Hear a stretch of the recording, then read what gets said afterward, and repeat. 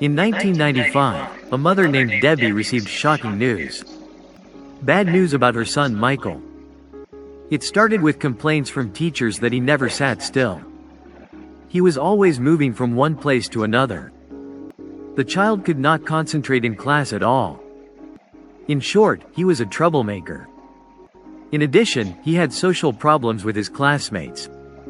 He would take their papers, and sometimes he would lose his temper and hit them. Michael's problems were bigger and needed doctors and specialists. When he was 10 years old, he was diagnosed with attention deficit hyperactivity disorder.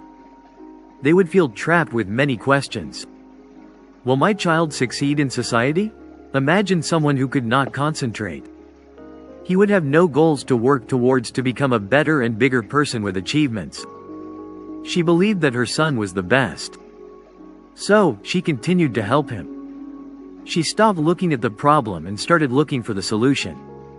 When a teacher complained about her son, she asked him, "What are you going to do to help him?" When he had problems in a certain subject, she brought him a special tutor. When he told her that he hated reading, she helped him pick out some things for him to read in the newspapers, especially in the sports pages, especially when these pages dealt with his favorite subjects and his favorite sport, swimming. Let me tell you, 8 years after Michael was diagnosed with ADHD, his mother Debbie won her bet on her son. In 2004, when Michael was only 18 years old, he was not only a competitor in the Athens Summer Olympics, but he also took on swimming competitions. He won an Olympic medal. No. He won 8 Olympic medals, including 6 medals. This kid is the legendary swimmer, the athlete who won the most Olympic medals ever, the American swimmer Michael Phelps. If you look in all areas of life, you will find similar cases of people with ADHD. People who manage to achieve great success. People like Simone Biles in gymnastics, Richard Branson the famous businessman, and many others. You can find a genius with a disorder, but not everyone who suffers from it is a focused genius. In 2006, there was a famous murder, where a teenage girl was killed by 2 boys. These 2 men, like you and me, had seen the horror movie Scream. But they loved it so much they wanted to reenact it. They were called the Scream Killers. One of these criminals had a lawyer. The lawyer's first defense was that the criminal had ADHD. That's why he did it. He has ADHD. So, according to the lawyer, one of the criminals was not in control of his actions. His mentally ill brain did it to him. So, my client is not guilty. How could this disorder create swimmers and criminals? The answer is certainly not simple. ADHD is associated with poor brain development, and it's hard to pinpoint which part. But the area most affected is a small part in the right hemisphere of the brain. It's called the orbitofrontal cortex, or OFC. The scientists told me, patients who have been in accidents or have a tumor in that area have similar problems to people with ADHD.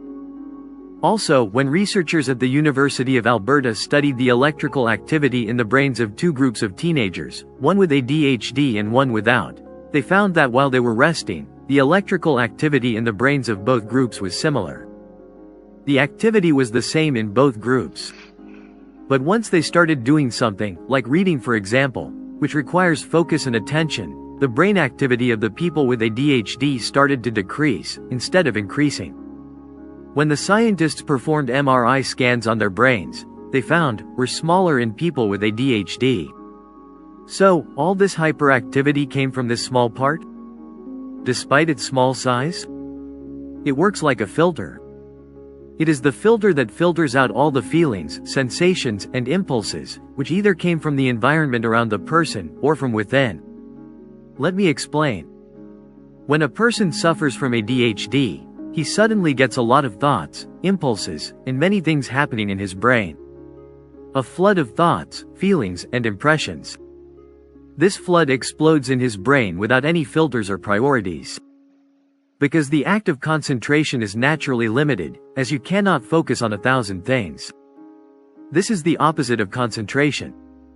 Even people who do not suffer from ADHD find it difficult to concentrate. What I am trying to say is that people with ADHD do not find it difficult to concentrate, and their ability to concentrate may be the same, but they have many thoughts and feelings coming.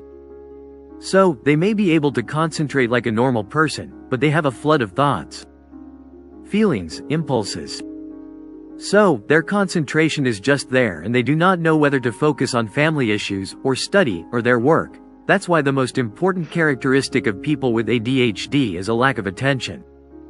And when they don't have any attention, they have less control over their reactions. That's why people with ADHD are always interrupting people, and they can't wait for their turn. So, you usually can't add anything to the conversation, because they keep interrupting you. They always have ideas, they always have things they want to do. To the point that you might find it annoying. And you can't know how far their impulses will go. As we said, you can be a criminal.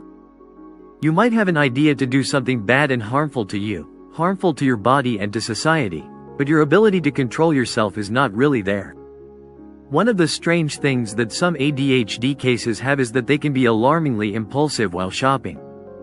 Now, if we look at the other part of the name of the disorder, we said earlier that there is a lack of attention or a problem. The second part is hyperactivity. Hyperactivity is not a quality, it is a hyperactivity disorder. This is one of the important symptoms, but it does not happen to all people with ADHD. It does not have to be, in a traditional form, as you imagine. Like shaking their legs, or they keep moving and they don't sit anywhere. No, hyperactivity disorder can come to you in other forms. Like biting your nails.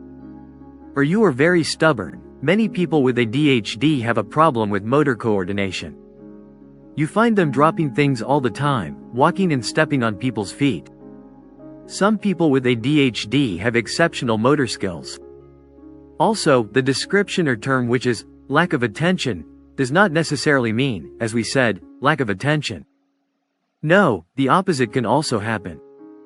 It can happen what is called hyperfocus. For example, someone with ADHD may spend hours playing PlayStation. He doesn't feel time at all. Because he may have a poor appreciation for something like time. This is what doctors call time illiteracy. When Phillips had a heroin mother, she understood his illness and looked with him for solutions.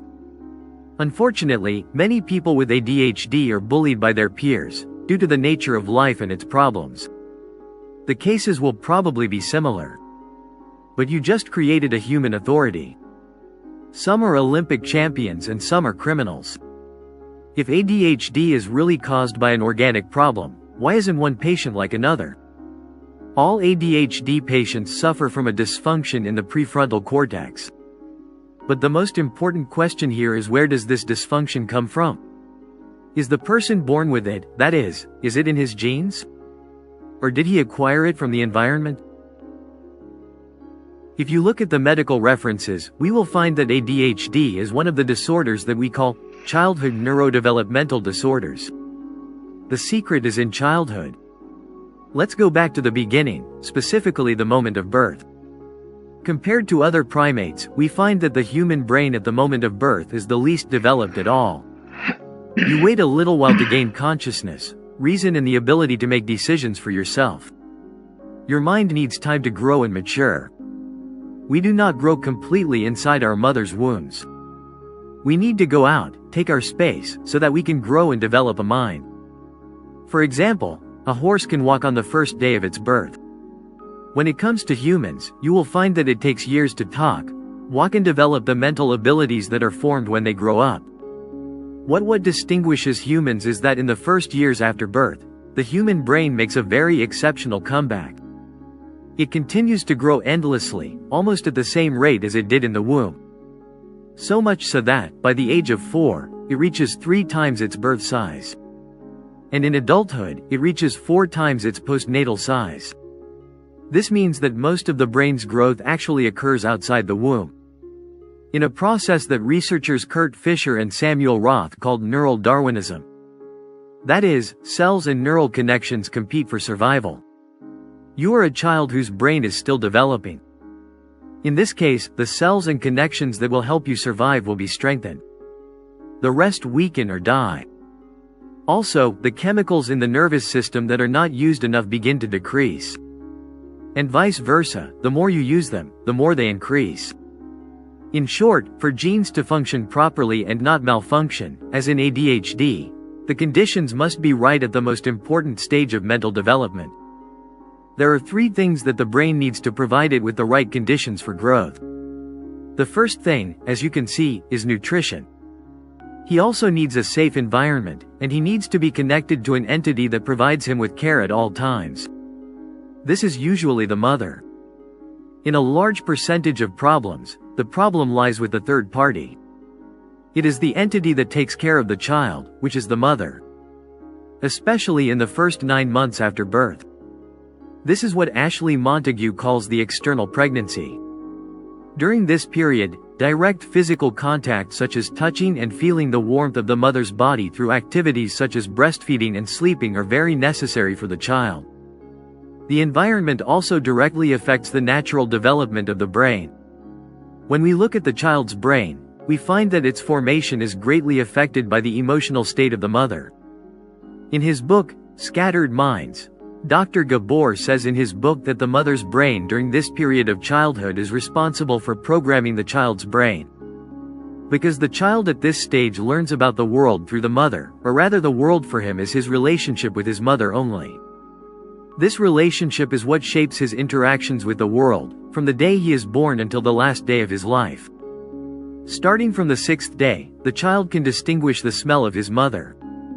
This smell stimulates the formation of neural networks between the child's brain cells and each other. During the child's age, which ranges from 2 days to 7 weeks, he begins to focus on the mother's face in particular and ignores any other faces, including the father himself. Unless the father is primarily responsible for caring for the child, of course. Motherhood is a role that a person can play regardless of their gender. Anyone can be a mother, it does not necessarily have to be a woman only. But scientifically, the child, my friend, after 7 weeks will have a focus on the mother's face. After the 17th week, he begins to focus on the mother's eyes in particular, and through the prefrontal cortex, he begins to understand his mother's feelings. He begins to understand her feelings. In an article published in Scientific American, it was shown that a woman's pupils dilate when she sees a child. On the other hand, children smile more at women with wider pupils. The one who gets the most excited for me is my mother. Imagine something as simple as pupil dilation, an unconscious neural response. This forms a language between the mother and her child who can understand the mother's body language and emotions that she has not consciously expressed.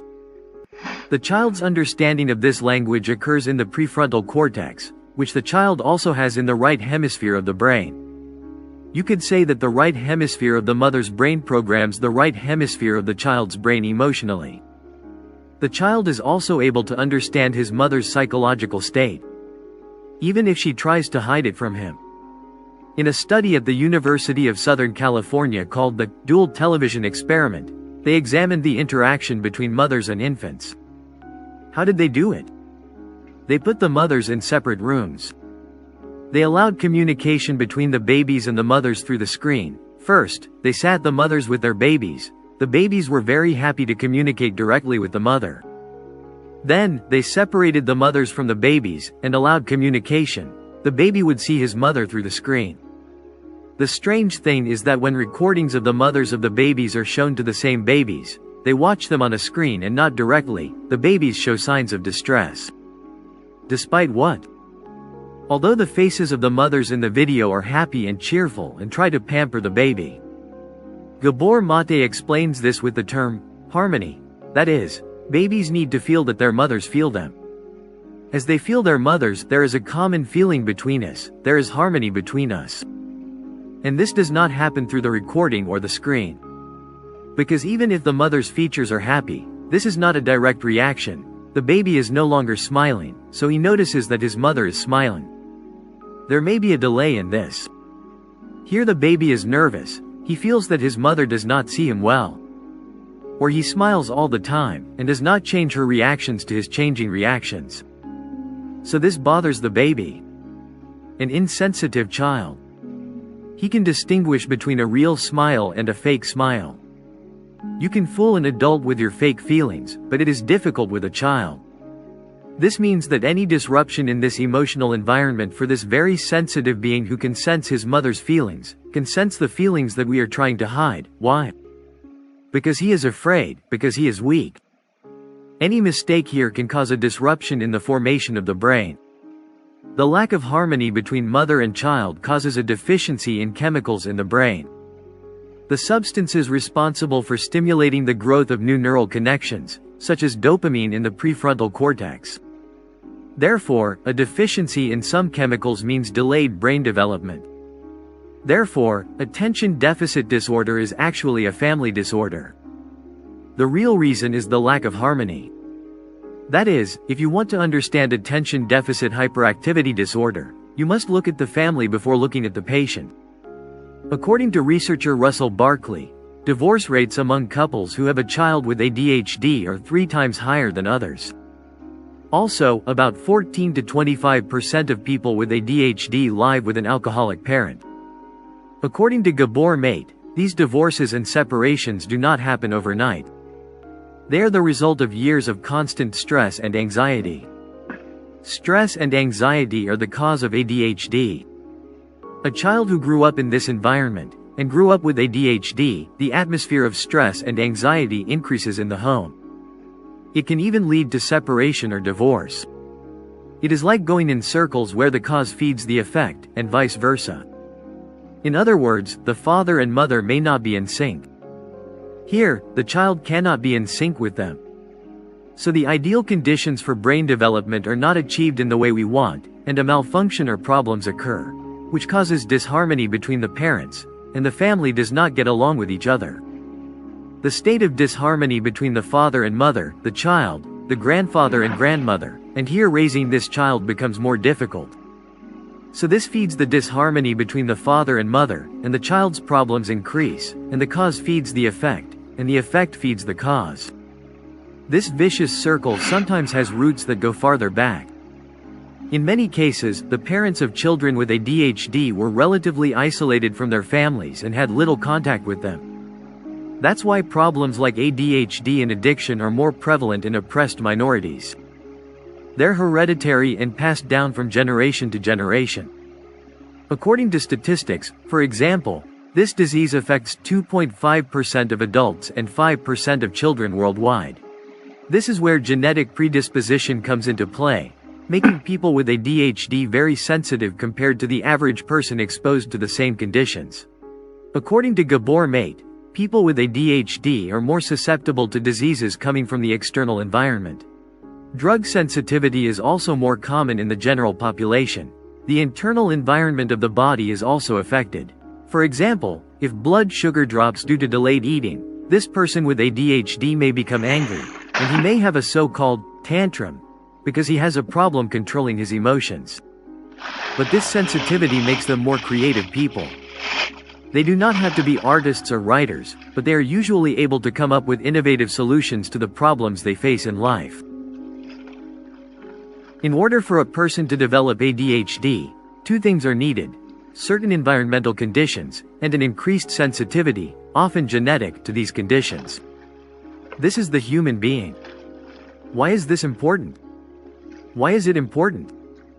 Because what is inherited is not ADHD, but the sensitivity to environmental conditions at the time the child's brain is formed, which makes some parts of the brain not have the same reaction that we see in a normal person. It can also be inherited non-genetically through family and social history. This means again that ADHD as a whole is not inherited. But what is often inherited is its conditions and its sensitivity to its conditions. So, this can explain why there are these differences. Why are some affected people very successful, while others are not so successful? The answer is not in the environment alone, and not in the genes alone. The answer lies in the interaction that occurs between them. For example, if an infant is exposed to a problem that destroys half of the brain, it can sometimes fully compensate for this loss. It is true that this flexibility decreases with age, but it does not disappear completely. It is true that we cannot change our genes. But we can change the environment that influences these genes and the structure of the brain itself. It is true that stimulating delayed development in those affected is difficult, but it is possible. Every affected child has a problem in the relationship with the caregiver at some point. So, the solution to save what is left of childhood begins with strengthening the emotional bond between the two. Through what Dr. Carl Rogers calls in his book, How to Become Human, Unconditional Acceptance, the child must understand that what he did was wrong. Bad and not good, but you are still loved, you are accepted, no matter what you do. The child may be annoying, but it remains the duty of the parents to show him love, without this conflict causing an emotional rift. Therefore, the punishment method that is summarized in, "Go into your room now, close the door, and do not come out." This punishment cannot be used as a punishment, especially in cases of ADHD, because the child is implicitly threatened with cutting off communication between him and the people closest to him. And this is his worst nightmare. The ADHD patient already feels that his relationship with the people closest to him is threatened all the time. This increasing threat is the worst strategy that a parent can resort to force him to improve his behavior. The child's feeling of fear due to all this threat will never allow him to think about his behavior calmly and learn from it. Less intimidating, more seductive. The truth is, let me tell you and surprise you that there is not much difference between the two. Because in both cases you are training the child to always respond to an external stimulus, not an internal motivation, nor does it come from his emotions and personal tendencies. This is the opposite of what a person with ADHD needs, who sometimes cannot say no to anyone, and tries to please everyone, even if it is at his own expense. He may do this to reduce his constant feeling of unacceptability and reduce his feeling of shame and embarrassment because of it. The ADHD patient needs communication. So what is the solution of emotional situations? I will come out and tell you. The solution that Gabor Mate recommends is to give the child the freedom to choose within the limits of his age and abilities, and then let him bear the consequences. If he insists on not doing his schoolwork, let him bear the consequences. And leave the consequences of his decision to the school. Your role is important at every stage. And because ADHD is a family disorder, the solution must also be a family solution. Dr. Marianne Cleaves said that even if you are 60 years old, there is hope for changing the structure of the brain, but with conditions. An adult with ADHD suffers from low self-esteem, even if others see him or her as a successful, creative and innovative person. Also, people with ADHD may resort to addiction. So, the person begins to harm himself because he cannot value himself well. Maddie says that one common trait among all the adults he treats who suffer from ADHD is their inability to express their feelings. Many of adults with ADHD, if you ask them about specific situations in their childhood that reinforced negative feelings towards their families, you will be surprised that people with ADHD do not remember them. Because the emotional impact of these bad situations is recorded in a part of memory called emotional memory. This part usually develops before the part where the details of the situations are recorded. It's explicit, conscious memory. That's why you find that many people with ADHD tend to fear authority figures, like bosses, teachers, and anyone in a leadership position. And sometimes, the trend can be completely opposite. It's unstable. It's okay to be afraid of the powerful, but not to be afraid of them. And it's okay to challenge the powerful, but not to that extent. This strange reaction comes from implicit memories, which may be there, but they don't remember them. Especially in romantic relationships. An adult with ADHD who typically suffers from abandonment anxiety will have a strong aversion to intimacy despite their intense longing for love. This often makes the person with ADHD's interpretation of their partner's behavior in the present influenced by their past. Any negative signal from the partner, such as a frown, a change in tone of voice or a late answer on the phone, is automatically interpreted in his subconscious as a possibility of abandonment. This makes it difficult for the person with ADHD to be aware of his feelings and control his actions. Therefore, the reaction is sometimes exaggerated. If this leads to a quarrel, the person with ADHD may act the next day as if the quarrel never happened. This is what John Rady calls a historical memory or black and white mentality. If he remembers happy memories with his partner, he will see their whole life as rosy, but the opposite may also happen in acting as if nothing happened may be very provocative for the other party. In addition to these provocations, there are problems that come from his lack of attention. He has a problem with attention. He forgets promises and appointments, his life is chaotic, distracted, daydreams in the middle of a conversation and does not complete sentences. All of this you must understand about yourself if you suffer from ADHD or someone in your circle is affected by it and wants to change. So, which is the solution to ADHD? And that's why he will take responsibility for improving his relationship with himself, which he needs to understand first, accept and deal with. From the perspective of what Gabor Mate calls curiosity mixed with kindness, here kindness means that after all these years he has been trying to please others at the expense of himself. Here the change is very natural and slow, we cannot rush the results. Because this self-awareness can happen, yes, but it happens gradually. But there are behaviors that an adult with ADHD can do to help himself quickly. Like, regulating the external environment or the internal environment, like regulating eating, sleeping or medication schedules. ADHD has medications. Nutrition is very important, because people with ADHD are very sensitive to any changes in blood sugar levels, so when it drops, they can become very lethargic, and when it increases, they will become hyperactive and chaotic. Stretching is very important. Because ADHD sometimes causes muscle spasms and joint stiffness, physical exercise will be important. And spiritual exercises such as meditation, for example. Meditation. People with ADHD tend to stay up late, so there is less opportunity for distraction. Medications, like Ritalin and Dextrin, of course have their benefits. But they are not a definitive solution to the problem. The medication increases dopamine levels in the prefrontal cortex, it will improve the performance of these parts and will also reduce the symptoms. But when we look at the studies, the results vary from person to person. It may have side effects that some people may not like. As for the reasons that we can deal with, it is a matter of choices. The first option is the medical option, we see if what we are going through needs medication. So we reduce the problems in the brain. The second thing we deal with is the psychological and social option. We cannot stay in an environment that makes us feel bad. Sometimes it is difficult to choose to say that we need help. A patient with ADHD needs to learn to deal with failure, live with it from time to time, and know how to continue on his way. Here too, the choice is important, tolerating pain is important, to tolerate your son's choices that you do not like, and to deal with them maturely, and to choose his interest and the interest of his growth over your desire to control him now in a momentary situation, and to end this behavior. As a parent of an ADHD patient, you have to give him a chance to understand, and you always need to try to help him. If you do not have ADHD, and you do not know anyone with ADHD, it is very important to understand. Why? Because this applies to many other diseases. We are all mentally ill in one way or another. We live together and deal with each other, so we need to accept each other, understand each other and love each other. Finally, I hope you enjoyed with us.